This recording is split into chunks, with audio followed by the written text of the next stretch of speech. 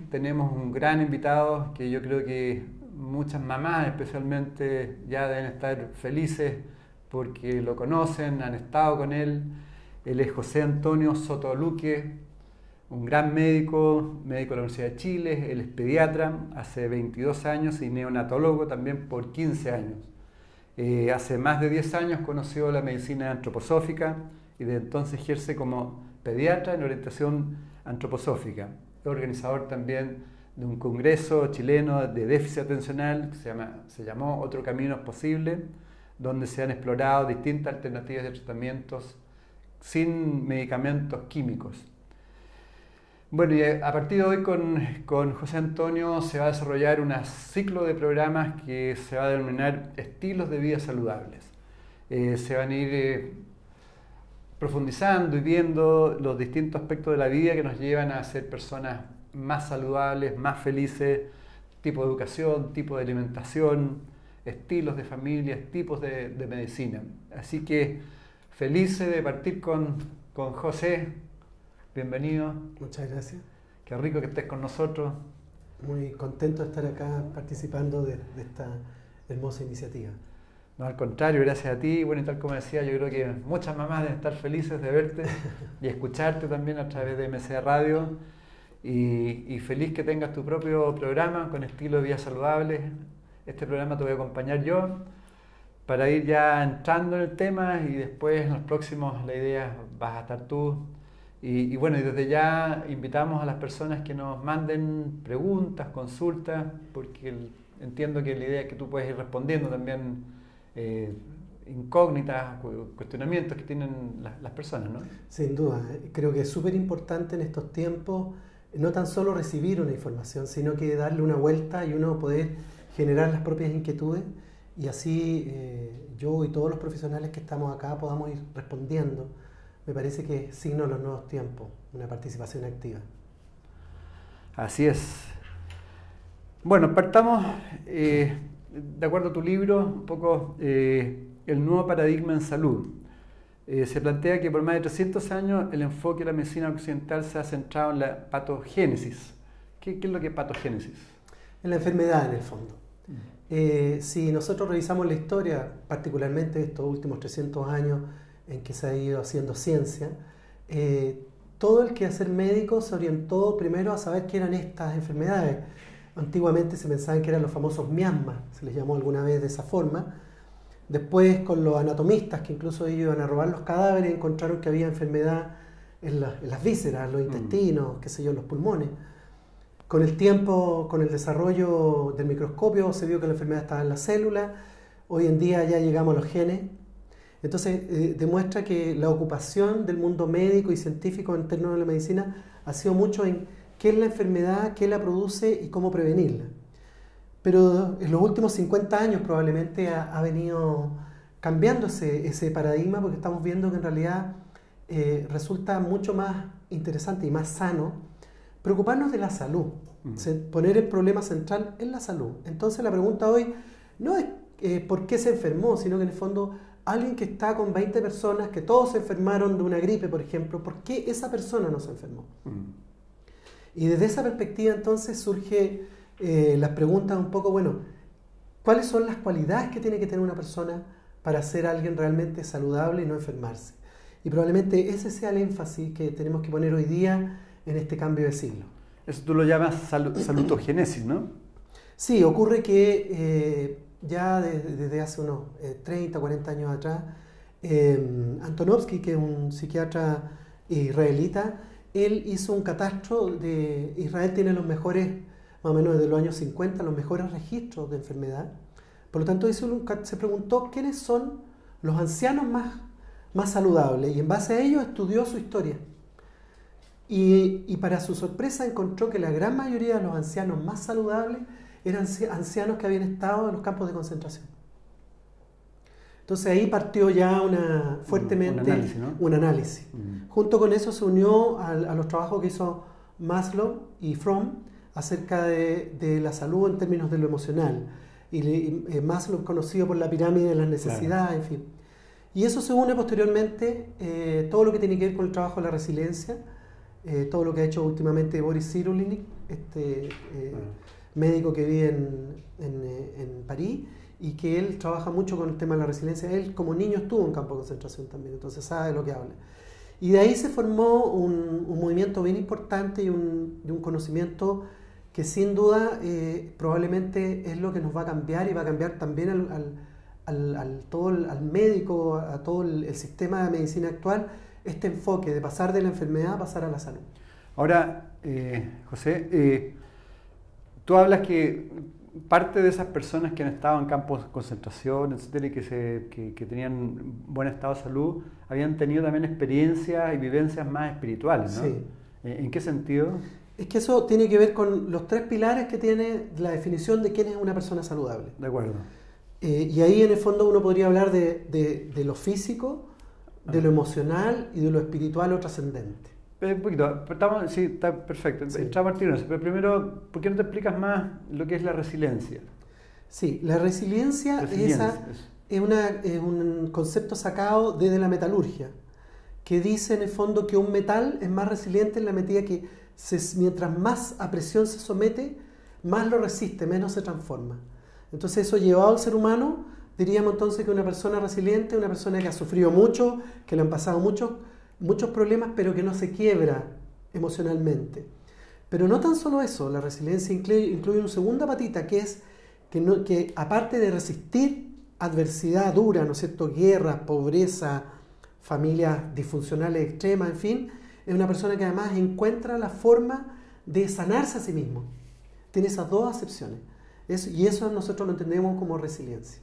¿Y la resiliencia uno la puede ir desarrollando, la puede trabajar también? Eso es lo que es súper importante, que dentro cuando hablamos de cómo generar una familia saludable, cómo generar una sociedad saludable, tenemos que tener este concepto, porque la resiliencia idealmente la tienen que dar los padres, pero a veces no son los padres. Y sí, terceras personas pueden aportar esto para que un niño o una niña sean seres humanos resilientes. ¿Y eso puede venir también adquirido por genéticamente? Es que en el fondo, como todas las cosas, tiene, podríamos decir, una combinación de herencia, una combinación de ambiente y una combinación que tiene que ver con este punch, esta impronta personal. Pero Perfecto. Lo que sí está claro es que hay una vinculación bien importante entre resiliencia y vínculo y afecto. O sea, toda persona resiliente que no tuvo su familia, digamos que no le dio amor directamente, relata que particularmente en los primeros 7 años de vida tuvo el contacto con alguien que lo hizo sentir humano, que lo hizo sentir profundamente que podía ser un ser amado. Y eso cambia radicalmente las cosas en este tipo de historias tan trágicas, ¿no es cierto? Como sí. Niños abandonados en guerras, campos de concentración, etc. Y eso también, bueno, la importancia, tú también lo desconoces más que nadie como médico pediatra, la importancia de la educación hasta los 7 años, ¿no? Eso sin duda, sí, ahí está el énfasis, o sea, hay ciertas situaciones donde yo tengo una familia que es muy compleja, ¿no es cierto? Pero entonces está el rol de educador, tanto la parvularia como el profesor debieran manejar estos conceptos. Entonces yo tengo un niño que tiene un problema de esa índole, entonces yo y cada uno de nosotros nos preocupamos por darle amor a ese niño, por generar un encuentro, generar de alguna forma un compromiso con ese niño, aunque sea que yo lo vea una semana, un mes o un año, eso está estudiado. Incluso encuentros breves generan en el niño que diga, su corazoncito diga, vaya, alguna vez alguien me amó. Y eso es tremendamente importante. Y de hecho, si uno también, ya un poco más extendido la resiliencia, pero la importancia que tiene el profesor, el maestro, si nosotros lo vemos en términos de nuestras propias historias de adultos, hay ciertos profesores que nos hicieron muy bien. Claro, marcaron. Y que marcaron, incluso nos marcaron nuestras profesiones. Y hay ciertos profesores que simplemente con un relato que nos acordamos, nos pudieron haber hecho pedazos. Así. Entonces, la resiliencia y este deber ser en términos de educador también son tremendamente importantes cuando lo vemos desde esta perspectiva. O sea, ahí es fundamental también tener más conciencia de la importancia del decretar que puede tener un educador, un padre. Sin duda. Lo que le dice en su momento. El rol de la palabra, el poder de la palabra y de una palabra con intención, con emoción, puede ser tremendamente maravillosa en el impacto en el niño, pero también puede ser una tragedia. Y ahí, en ese aspecto, hoy día muchos educadores están con un nivel de estrés bien importante, ¿no? Que a veces se traslada Desgraciadamente estamos haciendo lo que yo menciono y lo hablo en mi libro detalladamente, que es el traspaso transgeneracional de carencia. O sea, todos tenemos una serie de temas emocionales, de conflictos emocionales, de los cuales a veces nos damos cuenta y a veces no nos damos cuenta, y tendemos a traspasarlo a los niños sí o sí. Y entonces parte de todo este trabajo, que no tan solo tiene que ver con esto de salutogénesis, sino que ya en un trabajo de educación, que también lo vamos a abordar más adelante en alguna de las charlas, tiene que ver con el rol del maestro en términos de autoeducación. Entonces se puede sacar como primera lección de esta conversación es tomar más conciencia, educadores, padres, de cómo están transmitiendo a los chicos, ¿no? ¿Cómo me comporto yo frente a un niño? Y debiera haber un compromiso de cada uno de nosotros, siempre pensar bien de los niños, siempre una sonrisa, y siempre, aunque sea un niño que hace algo que nos molesta profundamente, entender que, particularmente menor de 7 años, de que probablemente está confundido, él se equivocó, no sabe lo que está haciendo. Y eso, la verdad, yo lo compruebo todos los días en mi consulta médica, todos los días lo compruebo, porque de repente hay niños que dan jugo, sí, o que son pesados, que te tiran una pachotada, pero si yo empiezo a ir un poco más, claramente veo que hay un problema que está detrás, que generalmente los papás no supieron dar una información, en el colegio tampoco, y entonces es muy importante abordar a los niños con una verdadera responsabilidad. Porque, por ejemplo, yo he sabido de varias en parvulario, de chicos de 2, 3 años que son agresivos, que no hacen caso, que quieren pegar. Eso, o sea, es producto viene familiar. Sí, no como estigmatizar a la familia, sin duda. Pero la pregunta es, bueno, ¿por qué él está así y el de al lado no? Más que decir este es un niño pesado, decir ¿por qué? ¿Qué está pasando? Y hoy en día, más que nunca, en relación a las tecnologías, los niños están sobrecargándose emocionalmente. Y una forma de sacar esa sobrecarga es a través de la pataleta o a través de la agresividad. Y si además soy comprendido, porque además me retan, me tratan mal, es un círculo vicioso. Buen tema, importante. También lo vamos a hablar en una de las charlas. Perfecto.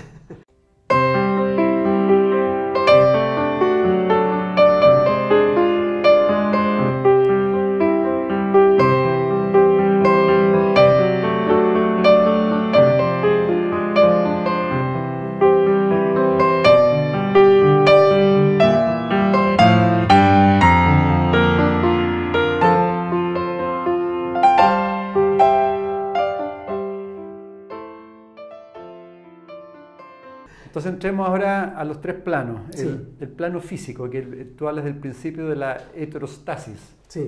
A diferencia de la idea de que el organismo debe tender a la homeostasis, el equilibrio parece ser que lo que permite la capacidad de generar nuevos procesos y adaptación ante distintos eventos es la transformación continua, ¿no? Claro, eso se refiere en el fondo a la heterostasis, el nombre técnico, como la homeostasis también.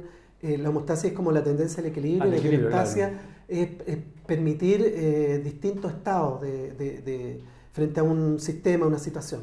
Pero lo que importa ahí significa que yo tengo que prepararme para el cambio, que yo tengo que ser un ser que puede cambiar.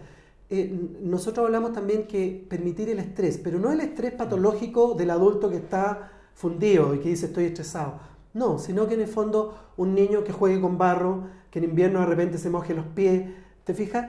Por supuesto tampoco no al libre albedrío, lógico, pero sí con una intencionalidad de irlo exponiendo a ciertas situaciones, a ciertas adversidades. Y el paradigma de eso para nosotros tiene que ver con la enfermedad. Y este sentido tiene que ver básicamente orientado a la enfermedad, en términos de que todo niño debe soportar, no hay que evitar la enfermedad, sino que hay que aceptar que la enfermedad viene a generar un nuevo equilibrio. En ese sentido, la heterostasis viene a generar un nuevo equilibrio, por lo tanto, entonces igual hay que producir cierto desorden. Igual tiene que haber fiebre, igual tiene que haber mucosidad, ¿no es cierto?, a través de la nariz, o una diarrea, o vómito, o una tos con o sin flema. Y no esta cosa como ideal que en el fondo en el concepto anterior con respecto a la enfermedad era como no a la enfermedad, los niños tienen que ser 100% saludables. Y la verdad que lo que vemos es que no va por ahí la cosa. El concepto de salud hoy día es que el niño sí se enferma, pero vemos en el fondo cómo se produce esta fortaleza del niño en términos de su sistema inmune, de tal manera que no tan solo gana esta batalla, sino que genera memoria inmunológica muy importante para futuras enfermedades. Cuando yo en el fondo trato una enfermedad con la medicina tradicional, en que básicamente doy medicamentos para tapar síntomas, antitusivos para tapar la tos, antipirético para tapar la fiebre, antialérgico para tratar la alergia, en realidad no estoy generando memoria inmunológica, simplemente estoy tapando, no se ve el proceso. Y eso a la larga genera problemas. ¿Y qué genera básicamente? El aumento grande que tenemos con respecto a las enfermedades alérgicas en la infancia y el aumento grande que tenemos con respecto a las enfermedades inmunológicas en el adulto, y por supuesto tiene que ver el cáncer también en todo esto. Ahí quizás deberíamos entrar un poquito entonces a la medicina antroposófica, ¿no? Explicar por qué la medicina antroposófica de alguna forma no motiva los remedios químicos, ¿no? Por supuesto.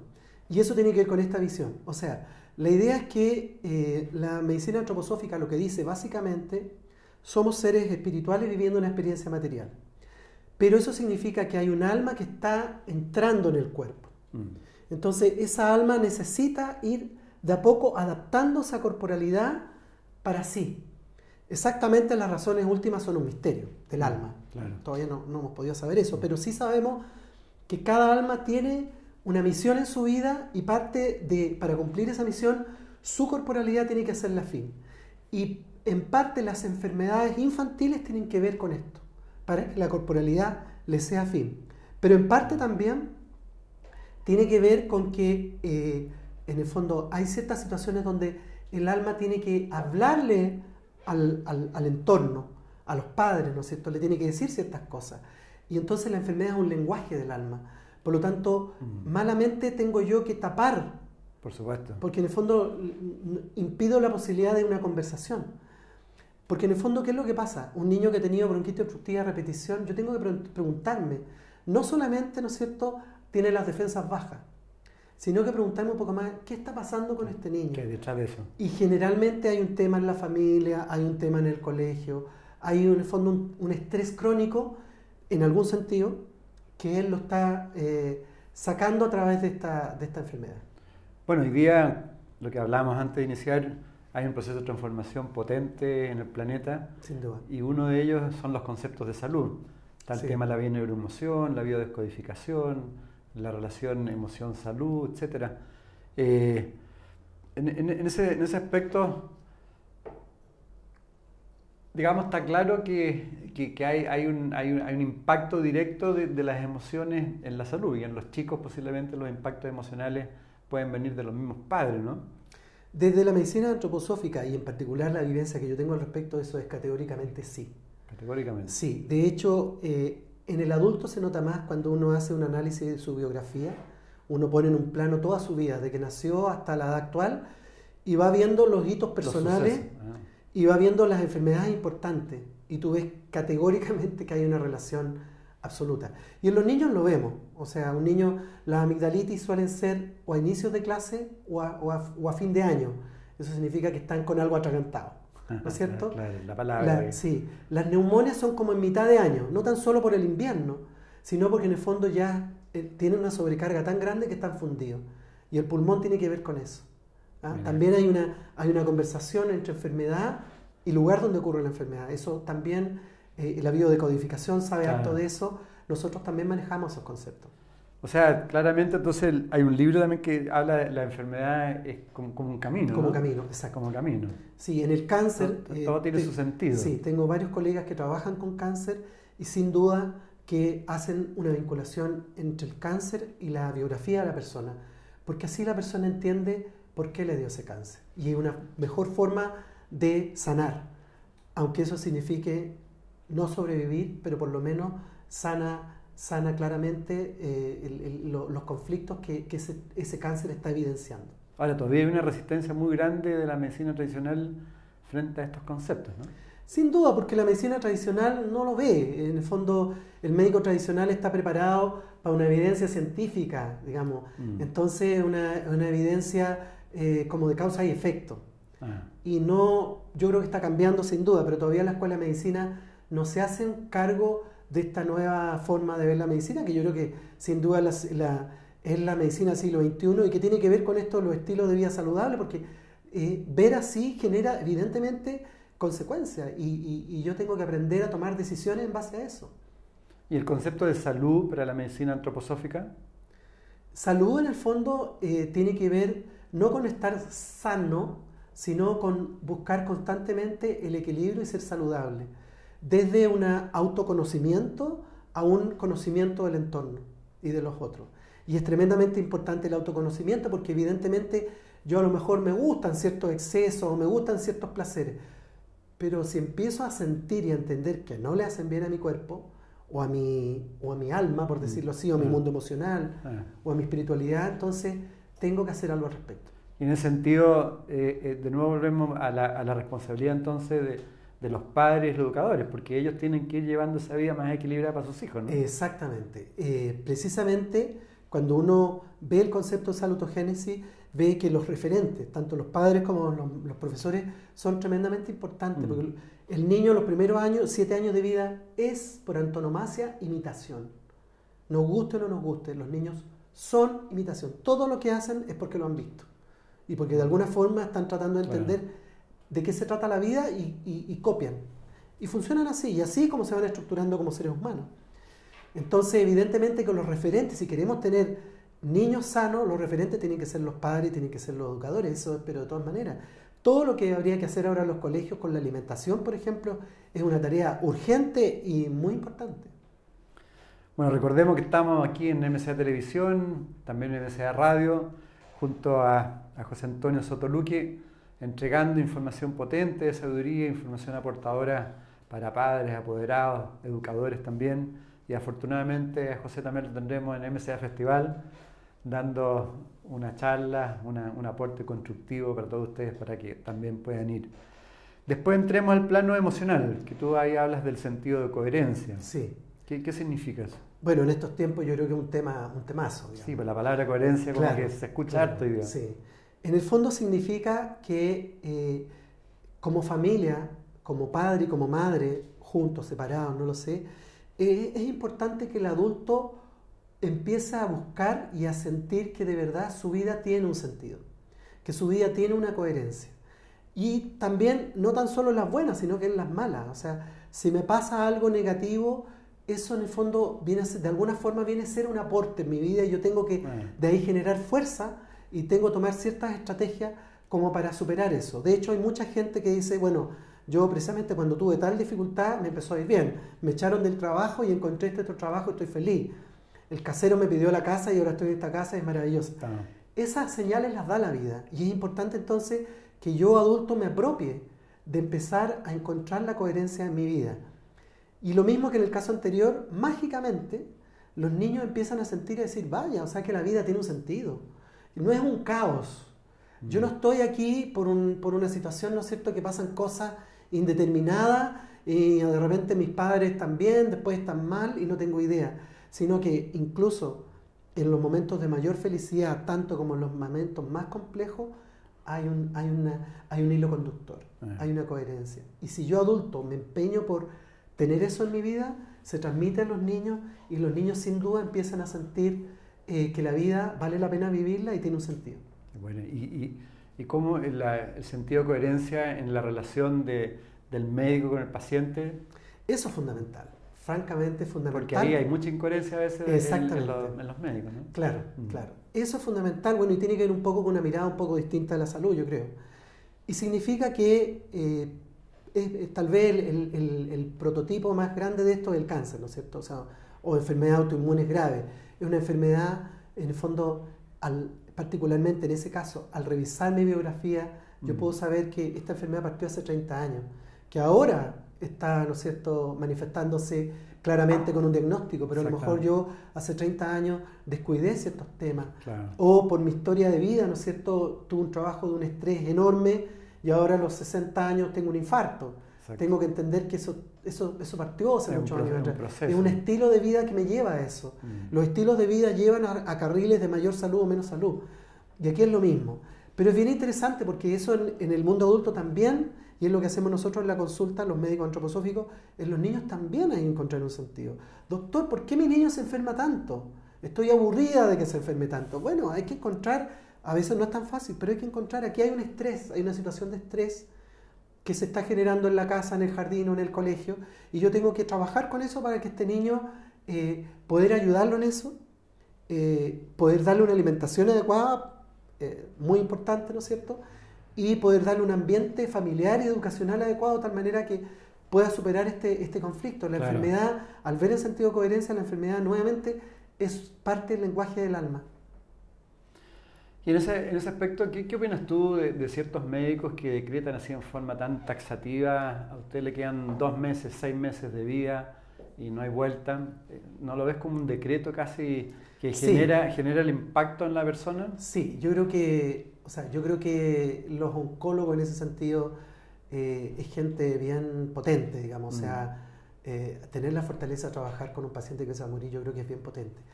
Pero ahí, evidentemente, yo creo que la intención de ellos es como despertar. Porque en el fondo lo primero que a mí me ocurre cuando me dicen tengo un cáncer o me quedan tantos meses, el mecanismo normal es la negación.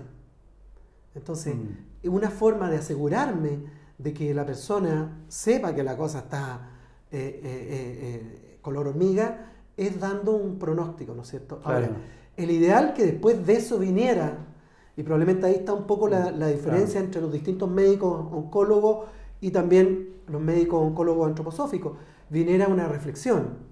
Mira, del punto de vista de la estadística, lo que nosotros manejamos es que te quedan 2 meses de vida, pero la verdad que también es posible que si tú haces esto, otro, puedas tener más tiempo y jugar tal vez también además no tan solo a la cantidad, sino que tener un tiempo de calidad. Y no tan solo eso, sino que preparar la medicina antroposófica también ve un poco cómo preparo yo mi muerte y cómo preparo un poco como el legado, por decirlo así. ¿Qué dejo yo acá? Entonces, ¿cómo preparo todo eso? Y sin duda que la medicina antroposófica en ese sentido no es tan taxativa, porque de hecho, afortunadamente, lejos de lo que dicen las estadísticas, hay pacientes que han durado mucho más. Claro. Pacientes con metástasis y todas estas cosas. Yo tengo una colega en mi propia consulta que ella es médica, ella oncóloga antroposófica, y me cuenta todos los días casos que sí, tenía 3 meses y resulta que vivió 1 año. Evidentemente que un cáncer terminal es muy difícil pensar en que se va a sanar, pero sí, no tan solo la cantidad, sino que la calidad y el sentido, yo creo que eso es lo más importante, cómo se van, cómo mueren estos pacientes.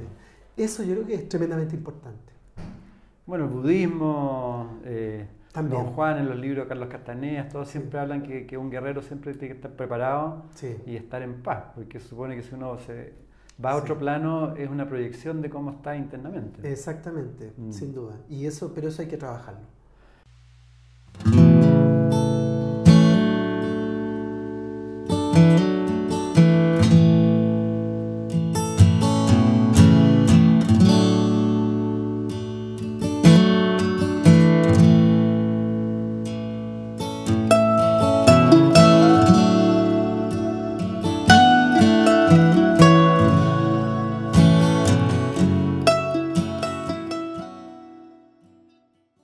Ahora, la medicina germánica, no sé si has escuchado al doctor Hammer, él plantea que no existe la metástasis, que en el fondo son otro cáncer producto justamente de ese impacto emocional inicial al que te dicen tienes un cáncer y se genera generalmente parece cáncer del pulmón u otro tipo de cánceres, que es el miedo a la muerte.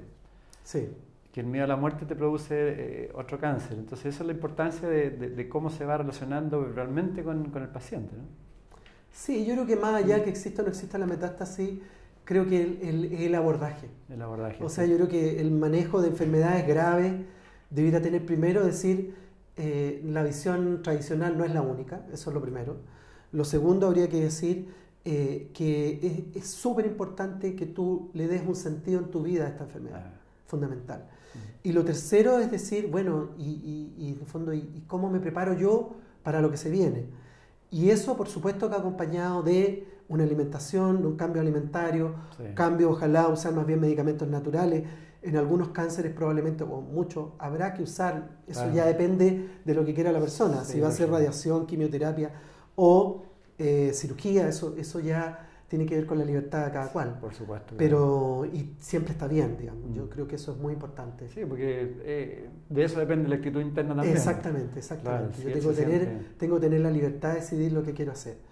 Y así generar como una atmósfera amorosa, de tal manera que todos los que estén ahí lo acompañen y de tal manera que esta persona pueda generar una trascendencia finalmente a esta vida, digamos. No darle un cariz tan terrorífico. No darle un cariz terrorífico y todo lo contrario, entender, bueno, en esta vuelta mi vida es esto, pero aprendí tales lecciones, dejo saneados ciertos temas, mi familia queda bien, salen mis relaciones, que es súper importante, y de alguna forma me encuentro conmigo mismo. Y, sí, y lo más importante, y digamos la guinda de la torta es, me amo a mí mismo. Yo creo que eso es lo que finalmente es lo más importante. Que bueno, de hecho se plantea que las enfermedades graves como el cáncer muchas veces son por la baja autoestima, por el no quererse, ¿no? Generalmente. Sí.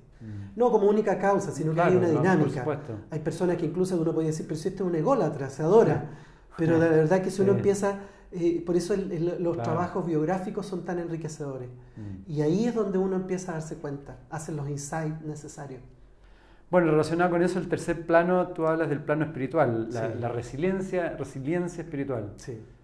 ¿Qué significa? En el fondo, lo que ahí apunta, lo primero que la primera evidencia fue la que hizo tanto, ¿cómo se llama?, Antonovsky en Israel como Maslow, que en el fondo la gente que se sana de cánceres, por ejemplo, o enfermedades graves, o que realmente le cambia la vida, es cuando pasan cosas como se sienten que son parte de algo más grande, ¿no es cierto? Que somos seres cósmicos, claro. De que en el fondo somos parte de una red de amor, hemos tomado de repente decisiones, estamos en una situación muy compleja, pero decimos sí a la vida, por ejemplo, ¿no es cierto? Y ahí se genera esta resistencia espiritual, esta resiliencia. Que también, si lo podemos ver también, la resiliencia como tal, como la define el concepto de resiliencia, de alguna forma cuando un ser humano adulto mira a un niño y lo mira de corazón a corazón y se conecta y le dice, y a veces no se lo dice, pero le hace sentir, te amo. ¿Qué más espiritual puede ser que eso? Ahora, el otro concepto importante que tú lo planteas, que es la confianza. O sea, si uno no tiene confianza en la vida, exactamente, que somos el más sentido, que el sentido de coherencia da la confianza en la vida. Y eso permite entonces que yo no me desespere, no me vaya a situaciones extremas, no piense, ¿no es cierto?, que lo peor de las ciertas cosas, sino que medie, pondere, tenga ecuanimidad, en el fondo, y sobre todo un concepto que tiene esta idea en los estilos de vida saludables es entender la red. Yo tengo que tener una red social de apoyo, porque eso también me genera confianza. Y también tengo la confianza de que esta red me va a apoyar. No estoy solo en el mundo. Esa es una de las, probablemente de las premisas más importantes. ¿Y qué dice la antroposofía respecto a la medicina y el desarrollo espiritual? ¿Cuál es el camino espiritual? ¿Desde el médico o desde la medicina en general? Desde el médico o la persona que sigue, digamos, la antroposofía y la medicina antroposófica. La antroposofía es un trabajo de autoconocimiento. Claro, ¿sí? La antroposofía es per se un trabajo de autoconocimiento.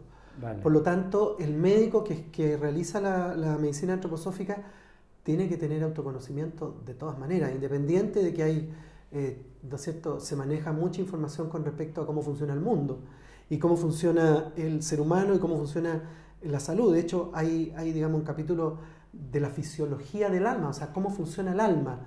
Algo que nos parece un poco, podría decir uno... ¿abstracto? Muy tan abstracto, pero solo el hecho de el pensar, el sentir y el hacer son cualidades del alma, por lo tanto no hay abstracción. Bueno, con todo este conocimiento yo además tengo que hacer un camino, porque evidentemente a mí me pasan cosas cuando estoy frente a un otro.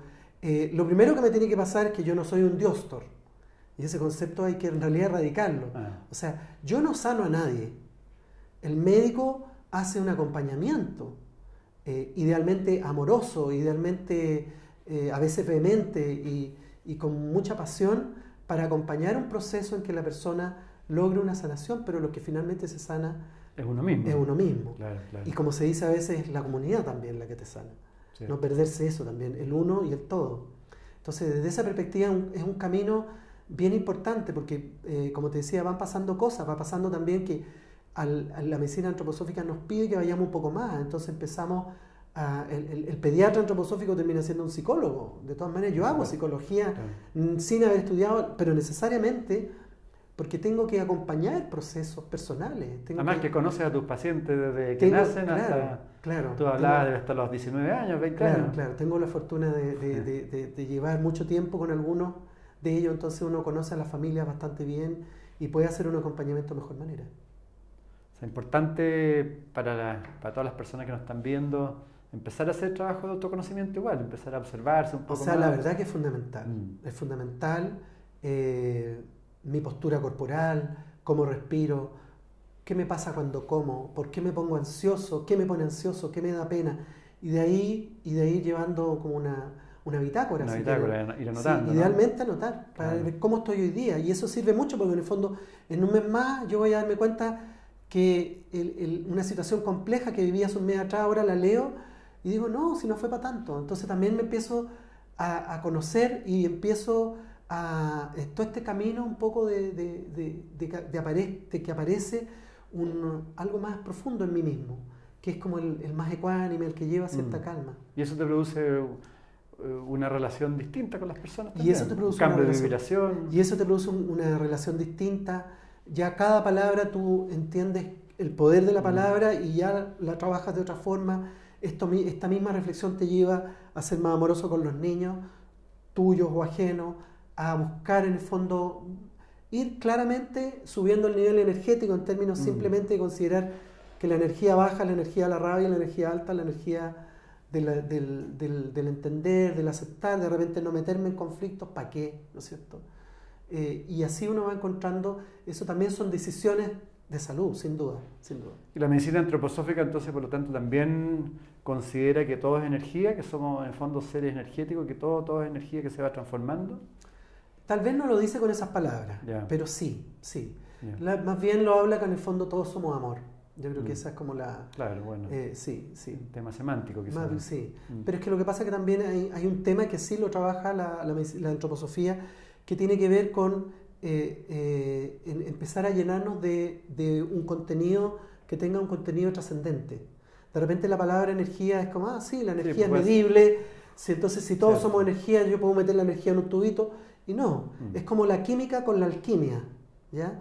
La química, ¿no es cierto? La sal, el NaCl yo lo uso en ciertas cosas y ya, pero si yo lo veo alquímicamente, la sal tiene propiedades espirituales realmente, y yo debiera empezar a abrirme a esos espacios, de que la realidad también tiene una realidad detrás que la sustenta, que es una realidad que le llamamos espiritual, pero que en el fondo que tiene que ver con el amor. Bueno, de hecho, adicionalmente, hoy día los grandes sabios, como puede ser un Emilio Carrillo en español, él habla que principalmente hoy día tenemos que potenciar mucho más esa mente abstracta, que la mente abstracta es la que nos hace también reflexionar en por qué vivimos, a dónde vamos, qué hacemos, y abrirse un poco a conceptos no tan de mente concreta. Exactamente, sí. Y que al ir como profundizando, eso mismo empieza a resonar y ahí mismo la conciencia se empieza a expandir. Exacto. Y vamos vibrando en forma distinta. Sí. De alguna manera, desde el neurodesarrollo, podríamos decir que nuestra cultura está muy en el cerebro izquierdo, que es el cerebro de la razón. Justamente. Y deberíamos pasar al cerebro derecho, que es el cerebro de la creatividad, de las imágenes. Así. Porque en realidad la forma de entendernos entre todos es más bien en base a imágenes. Porque a través de la razón hay gente que dice A y hay gente que dice B, y de ahí no lo vamos a sacar nunca. Claro. Pero si mostramos una imagen de cómo queremos vivir, vamos a encontrar coincidencia. Tú planteas también los cambios en la medicina. Bueno, cambio en el paradigma científico. Sí. ¿Cuáles son los cambios que se están produciendo? Probablemente lo primero tiene que ver con esta concepción de la enfermedad versus la salud. En el fondo, que la enfermedad no es algo malo que tenemos que atacar totalmente, sino que entender que el ser humano necesita ciertas vivencias para ir creciendo, física, emocional, espiritualmente. Ese es tal vez el primer cambio. El segundo cambio es entender que si bien hay un gran aporte, un maravilloso aporte desde lo que está científicamente demostrado en términos estadístico, ¿no es cierto?, de estadística cuantitativa, también hay una estadística cualitativa. Sí, Y probablemente tenemos que transitar hacia allá, que tiene que ver, ¿no es cierto?, con lo que nos da la vivencia, la experiencia, el entender que las cosas también tienen un trasfondo, como hablamos delante, mucho más profundo.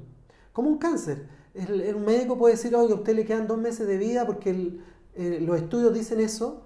La verdad que la experiencia demuestra que hay personas de esa misma gente que logra vivir 1 año. Y a lo mejor uno se va a sanar de eso.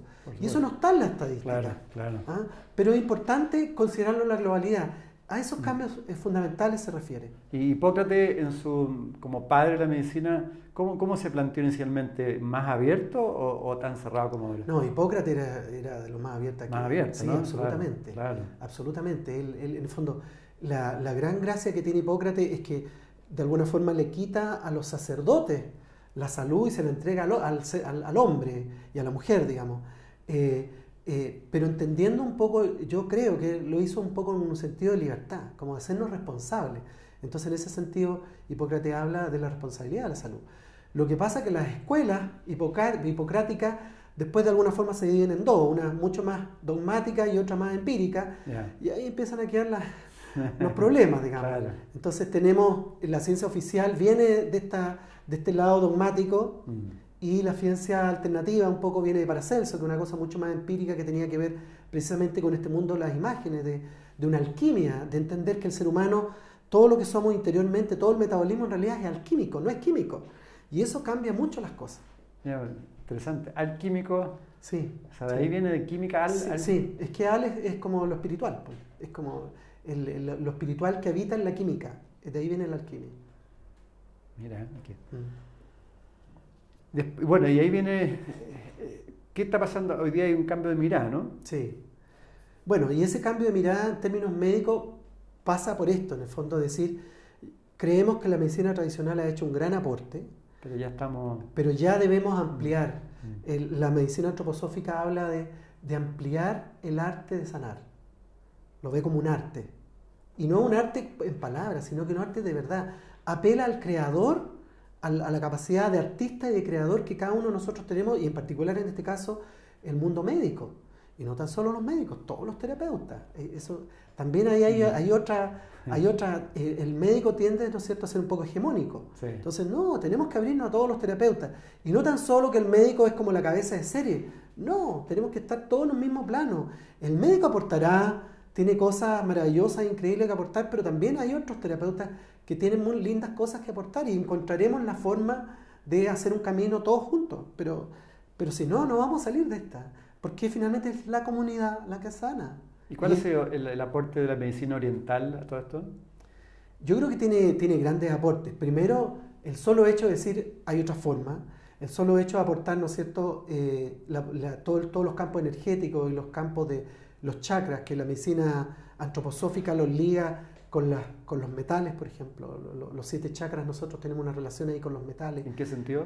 En que en el fondo cada chakra está representado por un metal. Nosotros, la medicina antroposófica trabaja con 7 metales que tienen que ver con los 7 planetas, pensados en la antigüedad. Porque ¿trabaja con los metales físicamente? Físico. Oro, nosotros usamos el auro mucho, la plata, usamos el estaño, y eso tiene que ver, además con los chakras, tiene que ver con ciertos órganos. El estaño, el metal del hígado, el mercurio, el metal del pulmón, el oro, el metal del corazón, la plata, el metal del cerebro, en fin. Yeah. Y uno trabajamos activamente con eso. Entonces, uno de los cambios que tiene que hacer de la medicina tradicional es abrirse de que hay otras miradas y otras posibilidades tan importantes y tan necesarias, y que no todo es la ciencia racional. Yo creo que ese es un paso bien importante, que tiende a ser muy hegemónica, que tiende a descalificar. Mucho, sí. Y en realidad es hora de que ya nos abramos y nos entendamos, porque muchos médicos también se están dando cuenta de que el sistema tradicional no sirve. Una UTI, bienvenida sea, probablemente, ¿no es cierto? Si queremos hacer un rescate de alguien, ¿no es cierto?, sacarlo de una situación crítica, la UTI es maravillosa. Pero bronquitis obstructiva, un asma, cierta enfermedad inmunológica, hay que usar otras cosas, porque realmente la medicina está siendo peor que la enfermedad en algunos casos. De hecho, por algo, ¿no es cierto?, es la tercera causa de muerte en Estados Unidos, la medicina química, digamos. Química. Entonces eso hay que hacerse cargo. No demonizando, ¿no es cierto?, diciendo que tampoco sirve para nada. Por supuesto que sirve, pero hay que darle un real sentido, ya no desde la hegemonía, sino que desde una cosa mucho más, digamos, social, más en que todos tenemos algo que decir, todos tenemos voz y voto. O sea, aparentemente una de las transformaciones que hoy hay en la sociedad es que como que lo tradicional, la medicina tradicional y a su vez la ciencia tradicional y también el raciocinio como que está llegando a un tope, que ha hecho un tremendo aporte, pero que ahora hay que ya empezar a tener las otras miradas, ¿no? Abrirse, expandirse. Exactamente. Y ahí es donde entra una mente mucho más abstracta. Exactamente, porque esa medicina funciona desde el cerebro izquierdo, que claro, es solamente lo racional analítico, análisis. justamente. Y en realidad entonces estamos viendo ya la corteza más chiquitita del árbol y perdemos el bosque. Y eso le pasa a la medicina tradicional, está perdiendo la mirada panorámica. Entonces tenemos que tener, está bien tener esa mirada, pero también tenemos que tener la otra mirada. ¿Y la medicina homeopática, ustedes la ocupan? Por supuesto, el principio homeopático, que significa que es esto mismo en términos de que hay una sustancia, hablemos de la sal. La sal, ¿no es cierto?, que se usa en la mesa, ¿no es cierto?, me sirve para salar más las cosas. Pero si esa sal yo la analizo químicamente, esa sal tiene propiedades. Esa sal forma cristales, ¿no es cierto?, pero esa sal también puede ayudar a diluir ciertas cosas, pasa mejor la corriente eléctrica, etcétera, etcétera. Entonces, la homeopatía toma esta sal y se da cuenta que si hace un trabajo que significa diluciones, muchas diluciones incluso cuando ya no hay materia sal. O sea, tú analizas en de 20, por ejemplo, de 30, o sea, significa 20 o 30 diluciones de 10 en 10, de 20 de 30. Si uno hace un análisis químico, ahí ya no hay sal. Pero el agua guarda de alguna forma, como dice el doctor Emoto, la memoria de la sal, o se guarda la energía de la sal o las propiedades de la sal. Entonces, yo, mediante estos procesos homeopáticos, puedo esa agua que está con sal y que ha sido diluida y con agitaciones específicas, con técnicas específicas, esa agua queda cargada de la sal. Entonces, si yo se la doy a alguien, lo que le estoy dando son como las propiedades anímicas, alquimia de la sal. ¿Te fijas? Entonces, la homeopatía tomó eso lo descubrió Hahnemann. Y después el doctor Bach hizo lo mismo con las flores. Claro. Entonces, si bien son técnicas con algunas diferencias, la idea es la misma. La medicina antroposófica toma esto, también hace algunos pequeños cambios, también una mirada un poco distinta, porque la homeopatía dice lo semejante cura lo semejante. O sea, yo me como una baya de belladona y me pongo rojo, igual como si tuviera fiebre. Entonces Hahnemann decía, o sea que si yo homeopatizo la baya de belladona, puedo tratar la fiebre. Lo semejante cura lo semejante. La medicina antroposófica tiene una mirada un poco distinta, pero funciona igual. Que en el fondo ciertas cualidades, la belladona tiene ciertas cualidades que yo la puedo dar porque la belladona trabaja con el calor. Como genera calor, tiene, entre comillas, cierta maestría con el calor. Entonces yo la puedo dar porque ella en sí ayuda a la persona a trabajar mejor el calor en su corporalidad. ¿Te fijas? Entonces, sí. Ahí trabajamos, como decía este médico que tú decías, el doctor Hammer, trabajamos desde la imagen. Y eso hace la medicina antroposófica, trabaja mucho desde la imagen. Y en el caso de la homeopatía, ¿se han demostrado, digamos, que funciona en términos de resoluciones? Mira, la homeopatía porque ahí es donde hay críticas a veces. Sí, la homeopatía tiene 200 años y siempre ha tenido detractores. De hecho, un famoso médico, el doctor Hering, se le pagó para que la denostara y fue uno de los principales médicos homeopáticos. Y en realidad yo creo que lo que pasa es que desde la mirada tradicional no tiene un sustento, digamos, no es homologable a un medicamento químico. Y ahí yo creo que es donde se pierde.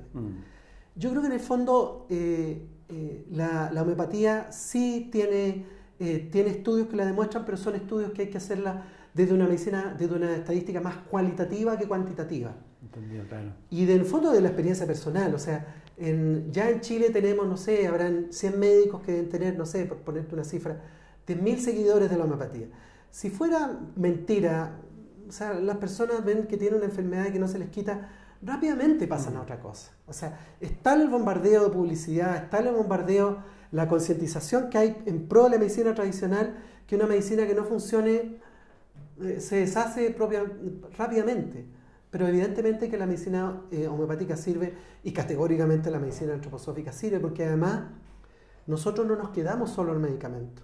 De hecho, el medicamento es una ayuda. Aquí hay un proceso. Es un proceso, eso mismo te iba a decir, claro. Es un proceso. Y claro. eso es lo que nosotros tenemos que entender. Por eso que no se pueden medir en forma igual. Exactamente, no se puede medir en forma igual. Exacto. Entremos ahora a descubrir las fuentes de salud, que tú hablas también. Por un lado hablas, bueno, estamos hablando de los medicamentos naturales, sí, ¿no? Sí. Son una fuente importante. Sí, ahí la imagen está en que el medicamento químico, o sea, tercera causa de muerte en Estados Unidos por medicamentos químicos. Ya tenemos un antecedente. Pero y unas principales industrias también mundiales. Bueno, y eso yo creo que y eso ha mantenido el sistema como está, pero no quiero entrar en la cosa, es una realidad, en el negocio. Que es una industria. Claro. Pero lo que sí es importante decir es que la imagen que da la medicina tradicional es que si yo tengo algo, yo tengo que taparlo. No plantea una sanación, no plantea una curación, sino que plantea tapar algo mientras el cuerpo se encarga, vaya a saber uno cómo, de sanarse. Probablemente hay ciertas herramientas que sí ayudan, como un antibiótico o una bronconeumonía bacteriana. Probablemente un médico antroposófico también va a usar generalmente un antibiótico, una bronconeumonía bacteriana, porque sopesa que hay un riesgo de vida. Por lo tanto, yo no puedo correr ese riesgo. Y probablemente ahí se hará. Pero en general, por lo menos en la infancia, en el 90% de los casos, en el 99% de los casos, no es necesario. Y lo que yo tengo que enfatizar entonces es, por una parte general, estilo de vida saludable, una casa, ¿no es cierto?, una familia más amorosa, tengo que generar una alimentación sana, tengo que generar entonces un encuentro de los padres con la enfermedad, que no les dé pánico, que no lo lleven al médico antes de la primera, sino que empiecen a encontrar un sentido de coherencia en la enfermedad, ¿no es cierto?, una confianza, de tal manera que el niño, todo lo que tiene que ver con el mundo emocional esté tranquilito, porque un niño puede tener un resfriado, pero si los papás están angustiados, le bajan las defensas y ese resfrío termina siendo una enfermedad más seria.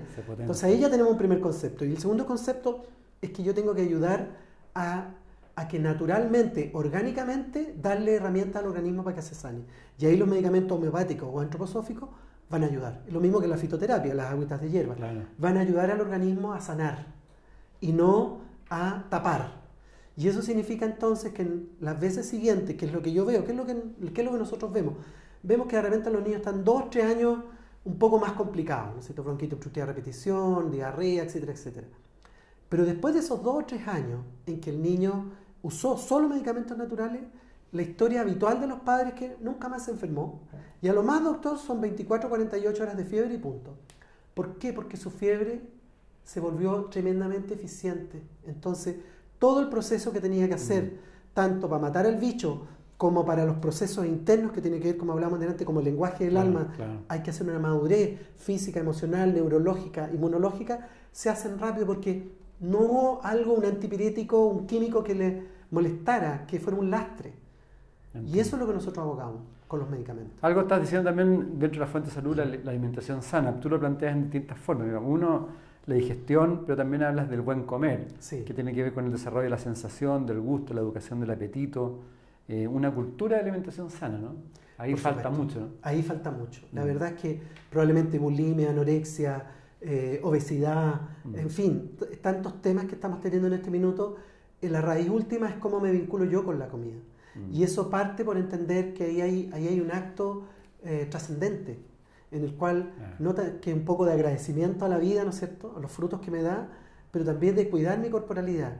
Y en este cuidar mi corporalidad, empezar a elegir alimentos sanos y alimentos, ojalá, con las menores etiquetas posibles, porque la industria alimenticia se ha ido bastante lejos de lo que es natural.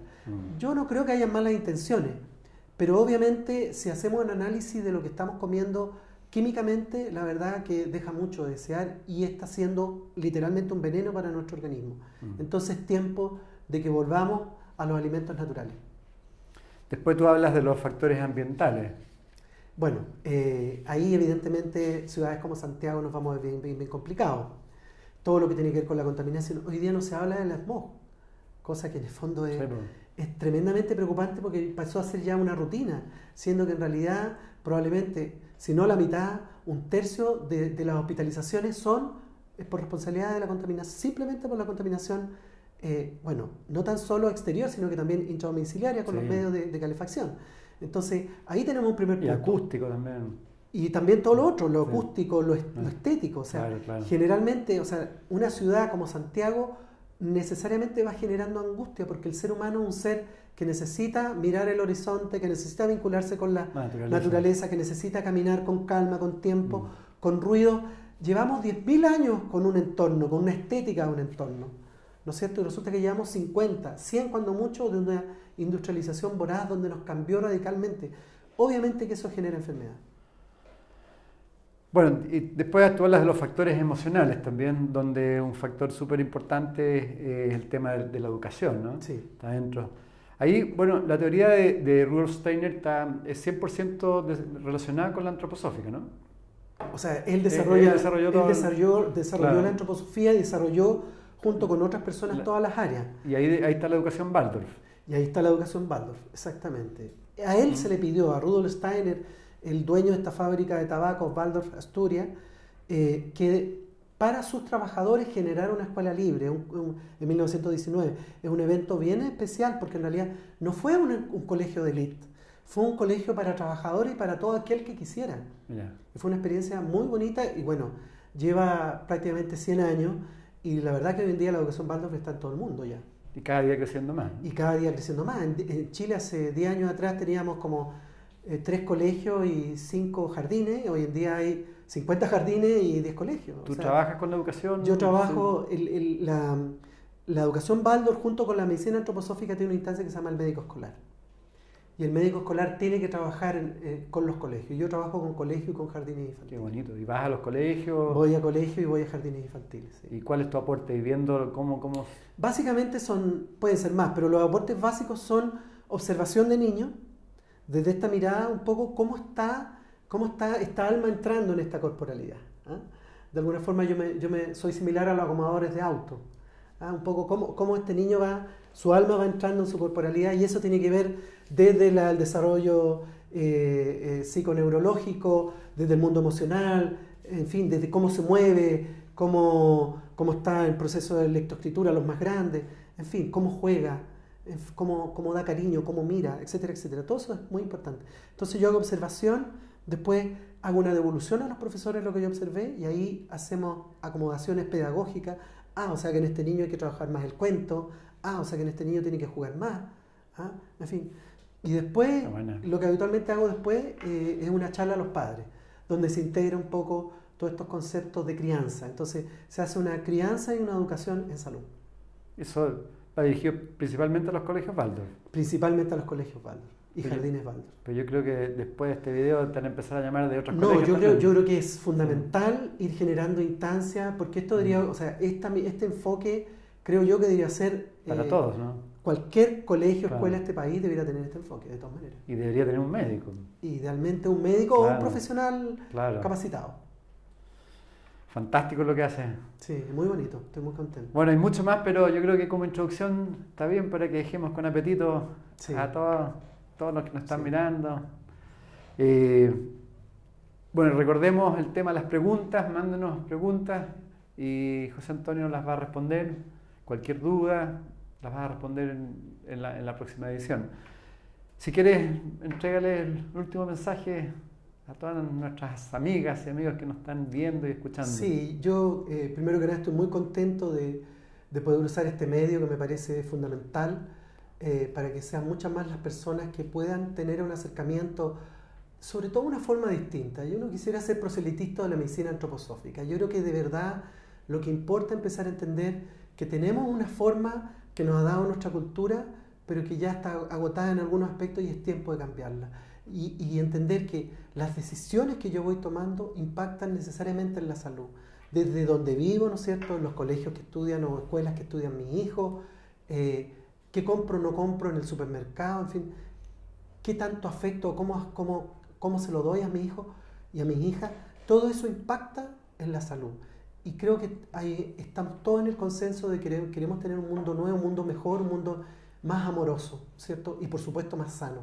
Y esa es una invitación de estas conversaciones que vamos a tener varias, ¿no es cierto?, donde vamos a ir analizando todas estas fuentes de salud, los medicamentos, la educación, la crianza, ¿no es cierto?, todo lo que tiene que ver con familia, en fin, una serie de conceptos y que se van a ir nutriendo de las preguntas que ustedes vayan haciendo, que me parece maravilloso y agradeceré mucho todas sus preguntas, las trataremos de contestar todos de la mejor manera y así ir construyendo comunidad, que es lo que finalmente sana, ¿no es cierto? Muchas gracias. Excelente, excelente. Bueno, a todas las amigas, amigos, les recuerdo, MCA Festival está en el sitio web, mcafestival.cl, ahí está todo el programa, que también está nuestro amigo, el doctor, con su charla y otras charlas también, especialmente orientadas a una vida más saludable, que es lo que hoy día se necesita, una vida más feliz, una vida que aprendamos a conocernos a nosotros mismos y nos conectemos con algo más superior que la vida común y corriente. Así que muchas gracias por estar con nosotros. Gracias. Y muchas gracias a todos ustedes por apoyarnos, por colaborar. Compartan toda esta información de sabiduría, que ese es nuestro objetivo principal, que toda la información hoy día se pueda ir expandiendo y así ir abriendo más los ojos. Muchas gracias.